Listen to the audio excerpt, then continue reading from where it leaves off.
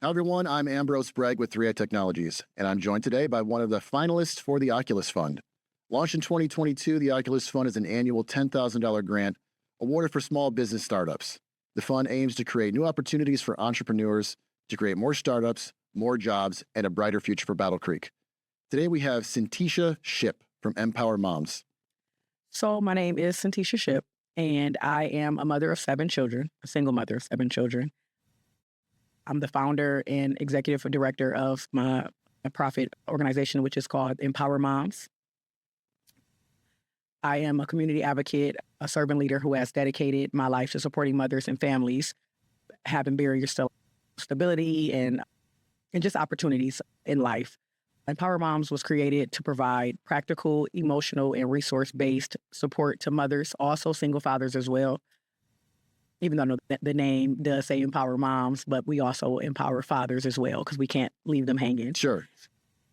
And just to navigate single parenthood, economic hardships, and life transitions, because we know that being a parent, it doesn't stop at 5 o'clock p.m. So that's my main kicker for the reason why I started the business, is that when all of those other places that do help, like we have Michigan Works, the Women's Co-op, the CAA, all of those places have a 9 to 5.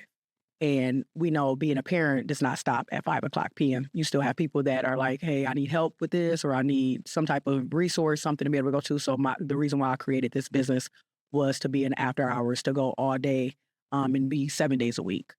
So your differentiator, what distinguishes you differently is you're after the 5 o'clock, so you're helping in the after hours. Correctly. Empower Moms was motivated from my personal journey. Being a mom of 7, it's hard, very hard. And being a single mother, just from my personal journey and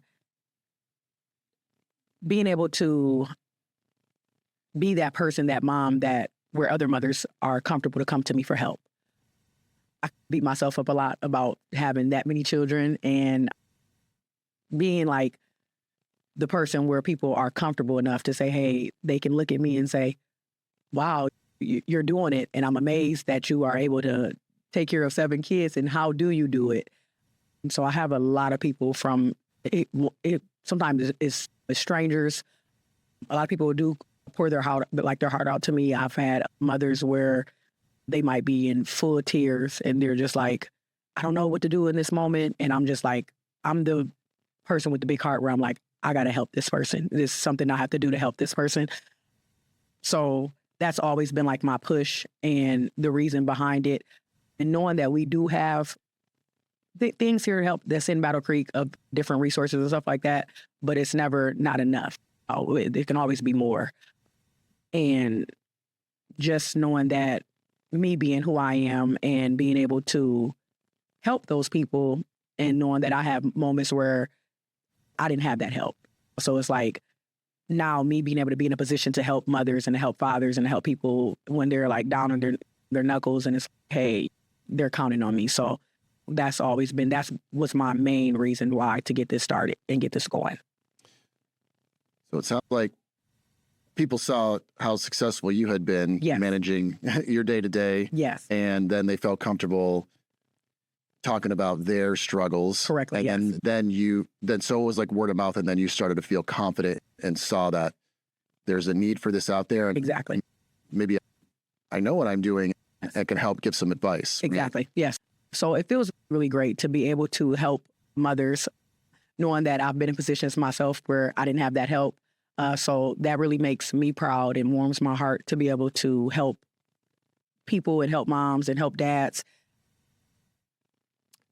And it really, I'm such a crier, so I'm like a very emotional person. So it'd be like tears of joy just to be able to see a mom that has probably been turned away from other sources and other resources and stuff like that. And to be able to come to my organization and to be able to get that help that where it was like that last exhaustion and where they're like, I don't know where else I can go. So that's what really warms my heart and really puts a smile on my face and keeps me going and pushes me to keep this going. Yeah, it could fuel Yeah, most definitely. Most definitely. Tell me about how you meet these folks. You said you had some word of mouth, people maybe knew you previously, Yes. and knew your situation, but where else do you meet? There's some organizations maybe you're connected with? Yes. My first connections that I go to is a few churches around here in Battle Creek. I have reached out to them, like St. Philip and New Harvest, different churches like that, where I try to go to them first to connect to those people first. And then also I have connects with Women's Co-op, where I am a person to, like, I'm like their backup. Like after their, like if their funds are exhausted and stuff like that, and whatever help that they don't have at that moment, I'm the go-to after that. Also, like Michigan Works, I'm connected with them. I'm connected with the CAA. I currently also help with one of my child's school that she goes to. She goes to Doris Hale, so I'm a big advocate in there as well. So I get a lot of families in there to help. And also one of my friends, she's an owner of a child care daycare here in Battle Creek, and I'm connected as also with her as well. Is it just, is your goal specifically for Battle Creek? So my goal is specifically right now for Battle Creek, but in the near future, I would love to be able to get into other communities to be able to help because of all the services that I'm trying to supply to people. Is there a network of other folks like yourself in some other surrounding areas that you're networking with? Not yet. I know that it is an organization over in Kalamazoo. I can't think of the name off the top of my head right now, but I do know that they only work for Kalamazoo, like their county. I've had people from here, like when there's no more help here or no other resources that they have to be able to find any help here, and when they do look to like other counties that's close by, those counties can't help because they're not in that area, which is a bummer because that's where the blocks come in.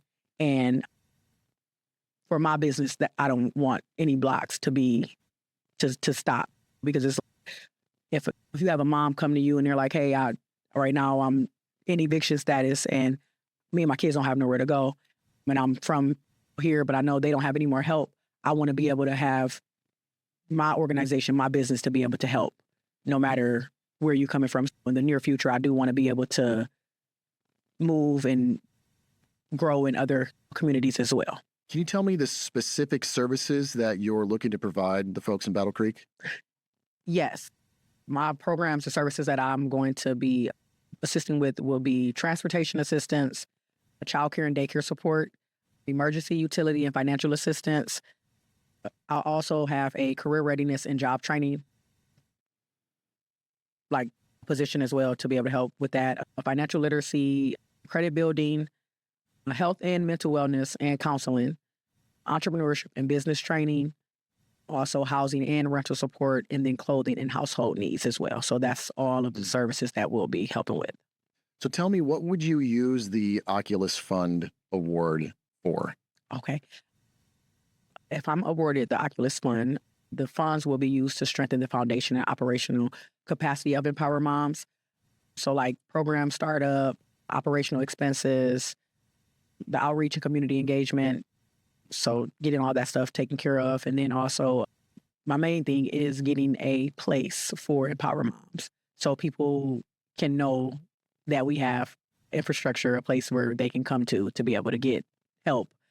Right now, I'm currently working out of my home. So my home has turned into a warehouse, and we have my furniture, and then we have furniture to help for people that might not have furniture. So everything is piled up in there. We have different things like household supplies, different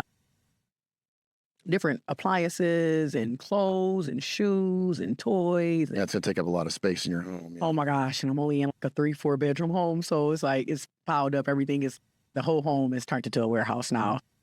That would be my main thing, is to be able to lease a spot and get a main infrastructure so people can know where to come to.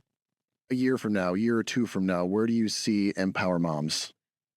So a year from now, I see myself just expanding like my services and like the availability and getting more partnered with different people.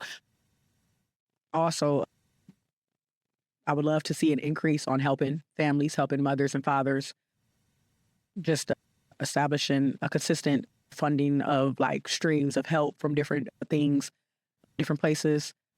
And then also just building a strong referral network, being able to, I know it's competition out there, but I want to be that top person that they go to, that first, hey, they might say they can get help from the CAA, but they're like, hey, let's not forget about EmpowerMoms.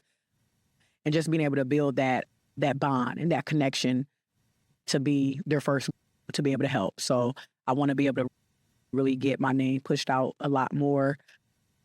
And then knowing that I'm well known here in Battle Creek. So it's also being a makeup artist on the side.